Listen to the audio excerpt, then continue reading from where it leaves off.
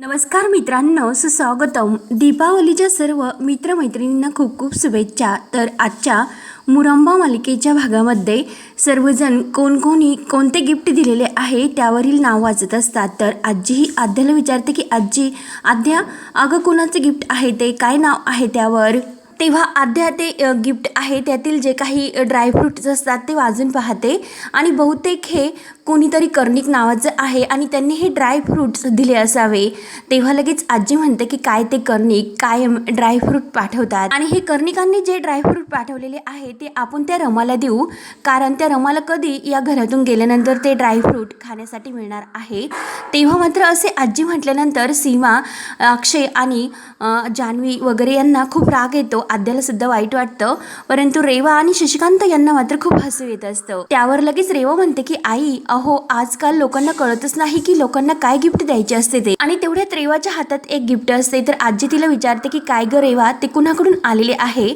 तेव्हा रेवा त्यावरील नाव असते की आहूजा फॅमिली. आजी म्हणते की हो का आहूजा, आणि काय आहे त्या गिफ्ट मध्ये. तेव्हा रेवा ही तोंड वाकडं करते आणि त्यात मध्ये फ्लॉवर प्लॉट असतो. तेव्हा आजी लगेच तोंड थोडंसं वाकडं करते. तेव्हा रेवा लगेच आयजीला म्हणते की आयजी, हे गिफ्ट सुद्धा आपल्या काही कामाचं नाही, आपण हे घरातील वर्कर्स यांना काम करणाऱ्यांना देऊन टाकूयात. तेव्हा मात्र सीमा, अक्षय, काका, आद्या यांना रेवाचा राग येत असतो, कारण रेवा ही किती कुणाला तुच्छ समजत असते आणि आयजी तर प्रत्येक तिच्या होला हो करत असते की हो रेवा अगदी बरोबर आहे. तेव्हा लगेच आयजी ही आनंदकडे म्हणजे बोट दाखवते. आनंद, अरे तुझ्या समोर जे गिफ्ट आहे ते कुणाकडून आले ते बघ जरा. तेव्हा आनंद म्हणतो की काय मी, कारण आनंदला तर अक्षयला ते सर्व सांगायचे असते, परंतु ही आजी मात्र काही त्या दोघांना बाहेर जाऊन देत नसते.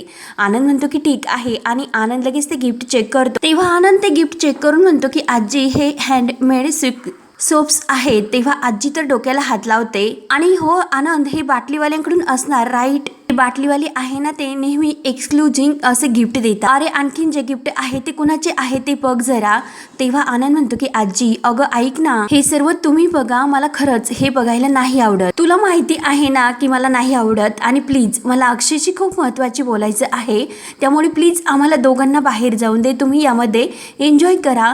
तेव्हा आजी म्हणते की अरे आनंद, तुला कळते का, आता दिवाळी आहे, काहीतरी असं एन्जॉय करायला नको का, बघ ना, बस ना जरा. आणि हे रे मुलांनो, तुम्ही गाणी वगैरे असे काहीतरी गा. तेव्हा काका लगेच आद्याला म्हणतात की आद्या कर सुरुवात. तेव्हा लगेच आद्या म्हणते की मला नाही गाता येत बाबा. तर काका म्हणतात की अगं गा ना. तेवढ्यात आजी लगेच अक्षयला म्हणते की अक्षय, अरे तूच गाणं गा बरं. अक्षय म्हणतो की हो हो, आणि त्या कामवाली मावशी कुठे आहे, रमा कुठे आहे. तेव्हा लगेच आजी विचारते की काय रे, तू कशाला लागते तुला आता.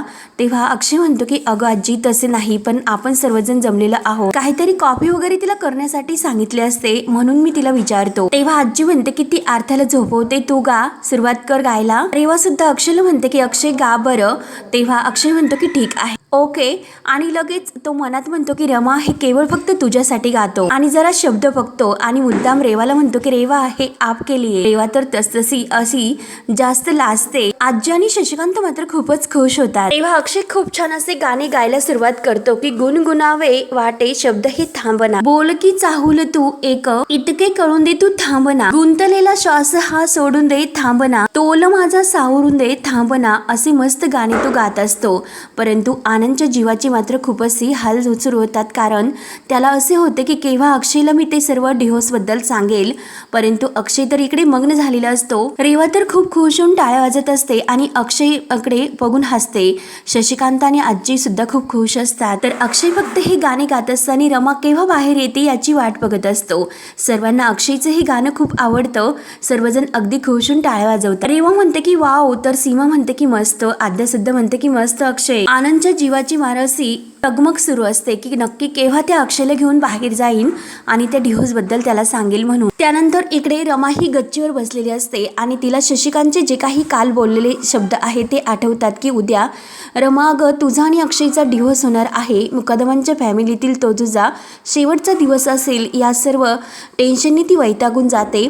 सर्व काही सारखं तिला आठवत असते. तेव्हा अगदी तिला घाम फुटलेला असतो. तेव्हा लगेच तेथे शशिकांत येतो आणि हसून म्हणतो म्हणतो की अगं रमा रमा, आज तुझ्या मुकदमांच्या घरातील शेवटचा दिवस आणि उद्या फायनल तुमचा डिवोर्स होणार आहे. म्हणून शशिकांत इतक्या आनंदाने हसतो आणि रमाला म्हणतो की अगं खरंच इतका आनंद झाला मला, घरातील इतक्या दिवसाचा हा प्रॉब्लेम होतो आणि तो आता सॉल्व्ह होणार आहे. त्यामुळे रमा तुला काय हवं ते मागू शकते.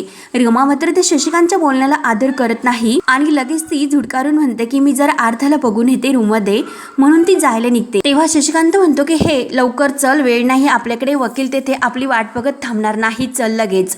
रमा म्हणते की थांबा मी लगेच येते. रमा काही यायला तयार नसते कारण तिचा पाय तर निघत नसतो. काही करून अक्षयपर्यंत हे बातमी पोहोचली की नाही याची ती वाट बघत असते. तर शशिकांत कुठे ऐकायला तयार असतो आणि तो रमाला चल असे कोर्टात म्हणत असतो. आनंद धावतच इकडे अक्षयच्या रूममध्ये येतो. अक्षय तर मस्त झोपलेला असतो. तर आनंद त्याला उठवतो की अरे अक्षय चल ना, अरे जायचं आपल्याला, आता चल ना, अरे तू झोपा काय काढतो, तिकडे तर पूर्णपणे आग लागलेली आहे. तेव्हा अक्षय लगेच पाणी टाकणार म्हणून लगेच उठतो आणि काय अरे दादा कुठे आग लागली असे का म्हणतोस तू, एकतर खूप चांगली झोप लागली होती. तेव्हा आनंद म्हणतो की अरे अक्षय काय विचारतोस, कुठे म्हणजे, अरे तुझ्या आयुष्याला आग लागते. तेव्हा अक्षय म्हणतो की दादा अरे कोड्यात असं बोलू नको, एकतर काल खूप उशिरा झोपलो होतो आणि झोपच आली नव्हती, पहाटे झोप लागली होती आणि आज तर थोडासा निवांत झोपलो, तर तू का कसला त्रास देतो, का उठवतो मला, काय झाले. अक्षय झोपून दे असे म्हणत असतो. तेव्हा आनंद म्हणतो की तुला झोपायचे ना झोप, असं शांत अंगावर पांघरून घे आणि निवांत असा झोप, कारण जेव्हा झोपेतून जागा होशील तेव्हा मात्र अरे तुझ्या म्हणजे समोर असं इतकं संकट उभं राहिलं असेल की तुझी सर्व स्वप्न आहे ना त्याची चक्राचूर झालेली असेल, सर्व स्वप्न नष्ट झालेली असतील. कारण अरे जेव्हा तू बघशील तर रमाने तुझा डिवोर्स झालेला असेल. तेव्हा अक्षय लगेच घाईने उठतो आणि काय रे काय बडबडतोस दादा, माझा आणि रमाचा डिवोर्स, अरे नेमकं झाले तरी काय. तेव्हा अरे आनंद म्हणतो की अरे काय काय झाले असे का विचारतो, अरे काल तर तुला रमाने मेसेज केला होता तरी सुद्धा तो मेसेज तू वाचलेला नाही का, मग तुला त्याबद्दल खरंच काहीच माहिती नाही, कारण अक्षयने तो मेसेज डिलीट केलेला असतो त्यामुळे त्याला त्या डिवोर्सबद्दल काही माहिती नसते. तेव्हा अक्षयला आठवते की हो नक्की रेवा तो मेसेज पाहत होती, तिने मोबाईल घेतला होता आणि तेव्हा मी तिला फालतू मेसेज आहे म्हणून डिलीट करून टाकला असे सांगितलेले आणि तो डिलीट केलेलेचे क्षण आठवतात. तेव्हा तो आनंदला म्हणतो की हो रमाने मला काल एक मेसेज केला होता, परंतु काही गडबड आणि ती रेवा असल्यामुळे तो मेसेज मला डिलीट करावा लागला. आनंद तर त्याच्यासमोर हात जोडतो. अरे तुला कळतं का अक्षय, किती अवघड होऊन बसलं सर्व काही, चल आणि पटकन उठ आता, तयार हो आपल्याला जायला पाहिजे. अरे ते शशिकांत मुकादम रमाला कोर्टात घेऊन निघालेत. अक्षय म्हणतो की काय आत्ता यावेळेस, तर आनंद म्हणतो की मग काय, अरे तिला सुद्धा काय करायचे काय नाही हे माहिती नाही, आपल्यालाच काहीतरी करावे लागेल आणि हा डिवोर्स थांबावे लागेल, नाहीतर शशिकांत मुकादम जे काही डिवोर्स आहे तो करून घेईल. तेव्हा अक्षय समोर सुद्धा खूप टेन्शन उभे राहते. तेव्हा आनंद म्हणत असतो की अरे चल ना लवकर, तुझा आणि रमाचा डिवोर्स हा कन्फर्म आहे, जर तू लवकर आला नाही तर. त्यानंतर शशिकांत इकडे रमाला कौटुंबिक न्यायालयात घेऊन येतो आणि तेथे डिवोर्सची सर्व काही ही प्रोसिजर आहे ते वकील साहेबांना समजावून सांगतात की आपली जशी प्रोसिजर झाली त्याप्रमाणे मी ह्या रमा मुकादम यांना घेऊन आलो आणि रमा मुकादम यांना डिवोर्स हा माझ्या मुलाकडून हवा आहे, कारण माझ्या मुलाची स्मृती गेलेली आहे, त्याला काही आठवत नाही. हे महत्त्वाचे मुद्दे तुम्ही लवकरात लवकर लक्षात घ्या आणि प्रोसिजर लवकरात लवकर पूर्ण करा. तेव्हा ते वकील हे रमाला विचारतात की मॅडम तुम्हाला हा डिवोर्स मान्य आहे का, तुम्ही सो खुशीने हे सर्व करतात. तेव्हा शशिकांत मात्र वकिलावर रागवतो, अहो तुम्ही तिला कशाला विचारतात, आम्ही इकडे टाइमपास म्हणून आलोत का, मान्य आहे म्हणूनच इकडे आलोत ना, त्यामुळे जी काही प्रोसिजर आहे ती लवकरात लवकर पूर्ण करा. अहो जे सांगितले ते करा, एकतर तिचं लग्न ठरलेलं आहे आणि जोपर्यंत डिवोर्स होत नाही तोपर्यंत लग्न कसे होणार, त्यामुळे मी जे सांगतो ते लवकरात लवकर प्रोसिजर तुम्ही पूर्ण करा आणि हा डिवोर्स मान्य करा. तेव्हा रमाला मात्र ह्या सर्वाचा खूप राग येत असतो, ती काही बोलत नसते, फक्त रागाने त्या दोघांकडे बघत असते. तर वकील साहेब म्हणतात की काय वेळ आली, डिवोर्स ठरला आणि लग्न सुद्धा ठरले, डिवोर्स होण्याच्या अगोदर लग्न ठरले, त्यामुळे चला आता मी जज साहेबांना सर्व काही समजावून ठेवलेले आहे, नंबर आल्यानंतर लगेच आपण आतमध्ये जाऊयात आणि जज साहेबांकडून हे सर्व प्रोसिजर पूर्ण करून या डिवोर्सला मान्यता घेऊयात. त्यानंतर लगेच हे काही पंकज काका असतात, तर एक शक्कल लढून ते वकिलांचं जे काही रूप आहे, जे काही अगदी तसेच हावभाव वकील बनून तेथे येतात आणि लगेच त्या वकिलांना म्हणतात की काय हो तुमची कशी आत्ता केस आहे, आत्ता तर माझा नंबर आहे, तुम्ही आतमध्ये नाही जाऊ शकत, तेव्हा लगेच पंकज काका म्हणतात की नाही आत्ता माझी वेळ आहे. तर ते वकील म्हणतात की नाही हो, तुमचा नक्की काहीतरी गैरसमज होतो. पंकज काका म्हणतात की नाही, तुमचाच काहीतरी गैरसमज होतो, आत्ता माझी वेळ आहे. म्हणजे कसं, माझ्या आशेल आहे ना, त्यांचा एक प्रॉब्लेम झाला. त्यांचं एकतर लग्न ठरलेले आहे परंतु त्यांना डिव्होर्स मिळालेले नाही. त्यामुळे जरा माझं काम होतं जरा अगोदर आणि मी तुमच्या अगोदर केसी फायनल करणार आहे. त्यामुळे प्लीज मला लवकरात लवकर तुमच्या अगोदर ही प्रोसिजर पूर्ण करण्यासाठी आज जाऊन द्या. तेव्हा ते शशिकांतचे वकील म्हणतात की अहो, आमच्या आशिलांचे सुद्धा लग्न ठरलेले आहे. तर शशिकांतला लगेच पंकज काका विचारतात की काय म्हणजे कधी आहे लग्न. तर लगेच शशिकांत म्हणतो की पुढच्या महिन्यात. तेव्हा पंकज काका त्या वकिलांना आणि शशिकांतला म्हणतात की नाही हो, तुमच्या अगोदर आमची लग्नाची तारीख आहे, त्यामुळे प्लीज आम्हाला ही प्रोसेस पूर्ण करून द्यात. तेव्हा शशिकांत म्हणतो की अहो, हे जे काही तुमचं हालतं ना ते गडगडून खाली पडेल. पंकज काका म्हणतात की नाही हो, एकतर त्याला खूप टेन्शन आलेले आहे, कारण डिव्होर्स होण्या अगोदर हे लग्न ठरले ना, मग लग्न होण्याच्या अगोदर डिव्होर्स तर व्हायला नको का. म्हणून ते शशिकांतचे जे काही वकील असतात त्यांना म्हणतात की तुम्ही एक काम करा, माझ्याबरोबर बाहेर 2 मिनिट चाला, म्हणून त्यांच्या हाताला धरतात आणि त्यांना बाहेर घेऊन जातात. तेव्हा रमा देवाला मनातून हात जोडते की देवा प्लीज काहीतरी कर आणि हा डिव्होर्स थांबव. तेव्हा शशिकांतचे लक्ष हे लगेच रमाकडे जाते आणि तो रमाला म्हणतो, तू काय विचार करतेस, अगं जे होणार आहे ना ते होणार आहे, काही केले तरी ते शेवटी होणारच. कदमांच्या घरातील तुझा शेवटचा दिवस असेल, फायनल आज प्रोसेस पूर्ण होईल आणि डिव्होर्स मात्र नक्की होईल. तेव्हा ते वकील पंकज काकाला म्हणजे दोघे बाहेर गेलेले असतात, तर शशिकांत त्यांची वाट बघत खूप खुश होत असतो. तेव्हा मात्र ते वकील कुठे राहिला म्हणून शशिकांतची खूप तळतळ सुरू होत असते. एकतर खूप उशीर झाला आणि हे बाहेर काय करतात. तेव्हा रमाला मात्र अक्षय बरोबर जे काही उठणं लावल्याचं जे काही तिने लावलेलं असतं, अक्षय आणि रमा एकमेकांच्या मिठीत आलेले असतात. अक्षय तिला म्हणलेलं असतं, रमा असं वाटतं की तू उठणं नाही तर माझ्या अंगाला हळद लावते. तेव्हा रमा तर खूप खुश असते आणि अक्षय सुद्धा एकमेकांच्या मिठीत खूप खुश असतात. ते सर्व क्षण तिच्या डोळ्यासमोर येते आणि तिला तर असे वाटते की आता मला अक्षयपासून लांब जावे लागते की काय आणि हा शशिकांत डिव्होर्स करतो की काय. तेवढ्यात शशिकांत ज्या वकिलांची वाट बघत असतात तर ते येतात. शशिकांत त्यांना विचारतो की काय कुठे राहिला होतात, किती वेळची वाट बघतो. तेव्हा लगेच ते वकील म्हणतात की काही नाही, अहो एक मिसअंडरस्टँडिंग झाली होती, माझं त्यांच्याशी बोलणं झालेलं आहे, ते आपल्या नंतर येतात. तेव्हा लगेच चला आता फाईल घ्या आणि आपण आतमध्ये जाऊयात, प्रोसिजर पूर्ण करून घेऊयात. तेव्हा रमा हे सर्व ऐकते आणि रमा देवाला म्हणते की अरे देवा, आता नेमकं काय होईल, कारण ती अक्षय सुद्धा अजून आलेला नाही, त्याची वाट बघत असते. खरंच आज फायनल आमचा डिव्होर्स होतोय आणि यांनी तर मेसेज मी त्यांना पाठवला होता, त्यांनी तो मेसेज का बघितलेला नसेल, ते असे का करतात, आणि जर त्यांनी तो मेसेज बघितलेला नसेल तर आज फायनल तो डिव्होर्स होईलच. एकदा हा घटस्फोट होण्यासाठी शशिकांत मुकदमचा इकडे आटापिटा सुरू आहे. त्यामुळे आता काहीतरी करून हा घटस्फोट थांबावाच लागेल. त्यासाठी काय करू नेमकं असा रमा डोक्यामध्ये प्लॅन करत असते. मग असे काय करू, आणि जर मी नाटक करते हे शशिकांत मुकदमला कळाले तर मग अवघड होईल, कारण रेवाचं सत्य जे आहे ते सर्वांच्या समोर येणार नाही आणि मी सुद्धा नाटक करते आणि हे सुद्धा नाटक करतात हे शशिकांत मुकदमला कळेल. आणि तेवढ्यात ते वकील बाहेर येतात आणि शशिकांतला म्हणतात की चला लवकर, अहो कशासाठी वेळ वाया घालतात, एकतर जज साहेबांसमोर थोडासा वेळ वाया जाईल आणि त्यांच्यासमोर जायला जर उशीर झाला तर मग सर्व काही अवघड होऊन बसेल आणि हा घटस्फोट लवकरात लवकर नाही होणार. तेव्हा शशिकांत तर वाट बघूनच असतो आणि वकिलांना म्हणतात की चला आतमध्ये लवकर चला. तेव्हा शशिकांत आणि ते वकील आतमध्ये गेल्यानंतर रमाला आतमध्ये बोलावले जाते, परंतु रमाला एक एक पाऊल असा आतमध्ये जायला जड वाटत असतो. एक एक पावलावरती तिला अक्षय आणि तिच्या लग्नाचे क्षण आठवतात.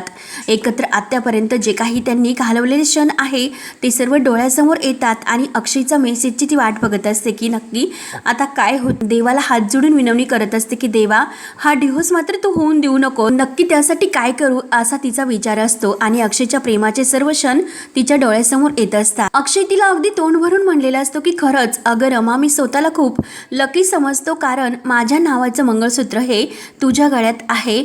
म्हणून शेवटी अक्षय काही येत नाही म्हणून जड पावलांनी रमा शेवटी नाईलाजाने आतमध्ये सही करण्यासाठी निघून जाते आणि सही करून बाहेर येते तर तिला खूप असं डोळ्यामध्ये पाणी येत असतं. खूप दुःखी असते आपली रमा. तर शशिकांत मात्र आनंदाने उड्या मारायला सुरुवात करतो. अगं रमा रमा, इतका आनंद झाला मला आज, फायनली तुमचा डिव्होर्स झाला. आता कुठे रया गेली? अगं सत्यानाश झाला, शेवटी तुझा डिव्होर्स तर झालाच. म्हणून त्याला नेमकं काय बोलतो, इतका आनंद होतो आणि रमाला मात्र तो खूप जाळण्याचा आणखीन प्रयत्न करतो. आता रमा, अगं तुझ्या पुढचं जे काही मुकदमांचं नाव आहे ना, आडनाव, ते कायमचं पुसलं जाणार. म्हणून शशिकांत तर आनंदाने उड्याच मारायला सुरुवात करतो. परंतु रमाच्या डोळ्यात मात्र खूप पाणी येत असतं. आणि आता माझ्या मुलाचं वट वाढेल, कारण एक दमडीची मुलगी माझ्या वाघासारख्या मुलाला शिळी बनवायला बघत होती. परंतु आता मात्र तिला कळेल की काय ते. पण त्याचा बाप फक्त हा शशिकांत मुकादम एक वाघ आहे, वाघ ही गोष्ट लक्षात ठेव. आणि तो वाघ फक्त हा शिकार करायची कशी हेच फक्त जाणून घेतो. त्यामुळे आता कितीही काही प्लॅन कर, त्यामुळे आता तू येथे थांबायचे नाही, हे तोंड घ्यायचं आणि इथून चालतं व्हायचं, कारण विजय तर माझाच झालेला आहे. म्हणून शशिकांत इतका खुश असतो. परंतु रमाच्या म्हणजे तिला इतकं टेन्शन आलेलं असतं, ती काही उत्तर देत नाही, अगदी शांत असते. तेव्हा रमा म्हणते की अहो विजय तर कुणाचा हो, परंतु तुमच्या तर मनासारखे शेवटी झालेच. तेव्हा शशिकांत तिला असा शून्यात मोजायला सुरुवात करतो आणि शून्यासारखी अगदी किंमत देतो की अगं तुझी ही फालतू बडबड बंद कर आणि तुझं ते थोबाड घेऊन इथून चालती हो. आणि तसही त्या अस्मितची तुझं लग्न झाल्यानंतर आमच्या घरातील कोणीही तुझं थोबाड नाही बघणार. त्यामुळे या घरातून तू आत्ताच्या आत्ता चालती हो, त्यामुळे हे तुझं थोबाड घे आणि चालती हो ग बाई, असे बोलून शशिकांत तोऱ्यात तेथून निघून जात. तेव्हा रमाच्या डोळ्यात खूप पाणी येतं आणि अक्षयचा अजून सुद्धा फोन सुद्धा नाही आणि मेसेजचा रिप्लाय सुद्धा नाही. म्हणून तिला खूप वाईट वाटतं आणि रडतच ती तोऱ्यात म्हणजे घरी निघून येते.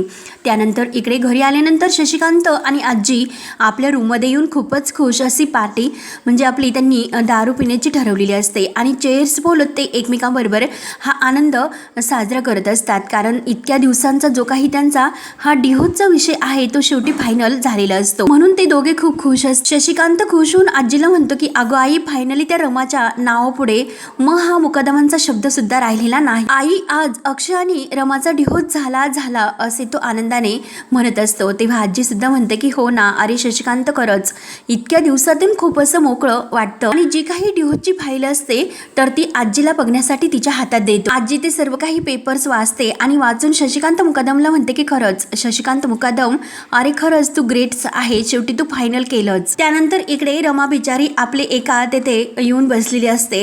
समोर पोलीस चौकी वगैरे काहीतरी असते आणि ती तेथेच रडत बसलेली असते. तेव्हा लगेच अक्षय की म्हाताऱ्याची सोंग घेतो, जोरजोरात खाकळतो, खोकतो आणि विचारतो की काय ग पोरी, वाजले किती? तेव्हा रमा मात्र काही उत्तर देत नाही आणि शांत असते. तर अक्षय लगेच त्या म्हाताऱ्याच्या वेशात आलेला असतो आणि विचारतो की काय ग पोरी, काहीच उत्तर का देत नाही?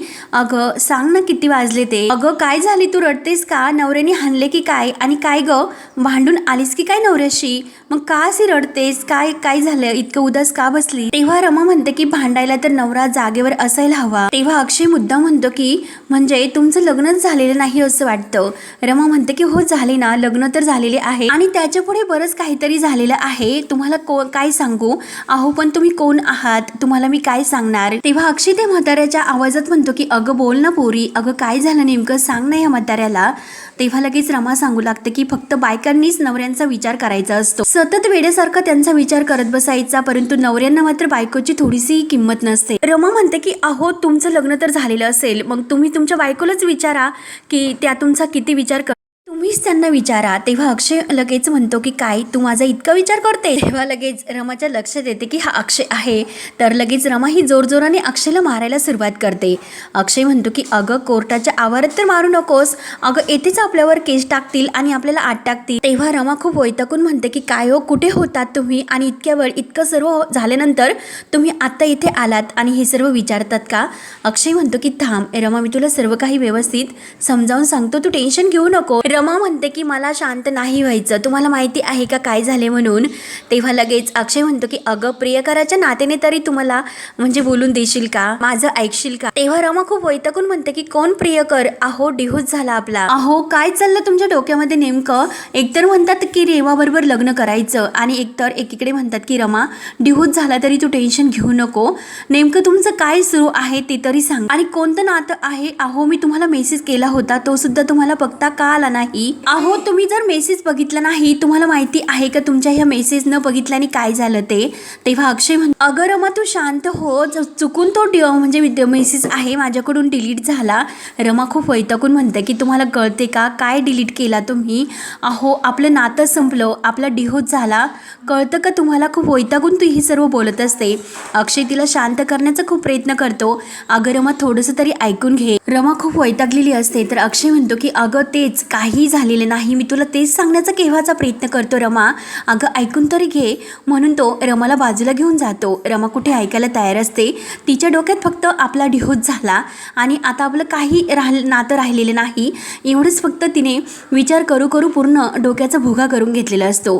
त्यामुळे अक्षयचं काही ती ऐकायला तयारच नसतं. अक्षय तिला म्हणत असतो की अगं हा गेटअप मी का केला रमा, एकदा तरी लक्ष दे, ऐकून तरी घे.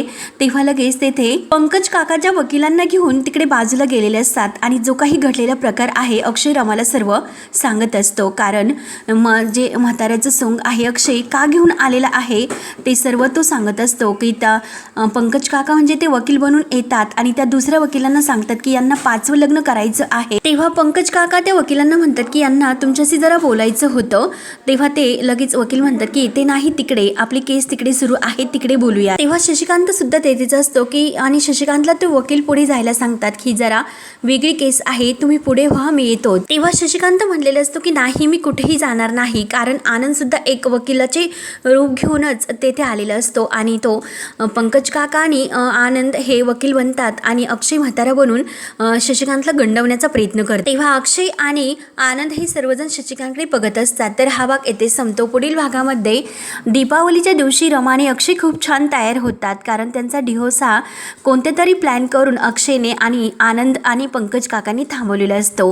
म्हणून रमासुद्धा खूप खुश असते आणि जे काही मस्त रांगोळी काढून त्यावरती जे काही दिवे ठेवलेले असतात तर दोघे तेथे येतात. तर अक्षय रमाला खुशून म्हणतो की रमा थँक्यू रमा, तू माझ्या आयुष्यामध्ये येऊन हे रंग भरले. तर रमासुद्धा म्हणते की अहो तुम्ही सुद्धा माझ्या आयुष्यामध्ये येऊन माझ्या आयुष्याचं सोनं म्हणजे या दिव्यासारखं तुम्ही उजळून टाकलं. तेव्हा अक्षय म्हणतो की आता रमा फटाके फोडण्याची वेळ मात्र आलेली आहे. तेव्हा रमा म्हणते की रेवाला धडा शिकवण्याची सुद्धा, म्हणून ते एक प्लॅन करतात. खूप काही फटाके वाजवतात आणि रेवाला खूप घाबरवतात. तेव्हा रेवा तर खूपच घाबरते, परंतु अक्षयला ती फटाक्याला घाबरून मिठी मारायला लागणार तोच लगेच रमा पुढून येते आणि रमा ही रेवाला मिठी मारते आणि तिलाच धरते. अक्षयच्या मिठीत मात्र काही येऊन देत नाही आणि तिला मिठीत घेऊन ती अक्षयच्या हातामध्ये हात देते. तेव्हा आता पुढे काय काय होत राहणार हे पाहण्यासाठी आपल्या चॅनलला नक्की सबस्क्राईब करत राहा. धन्यवाद.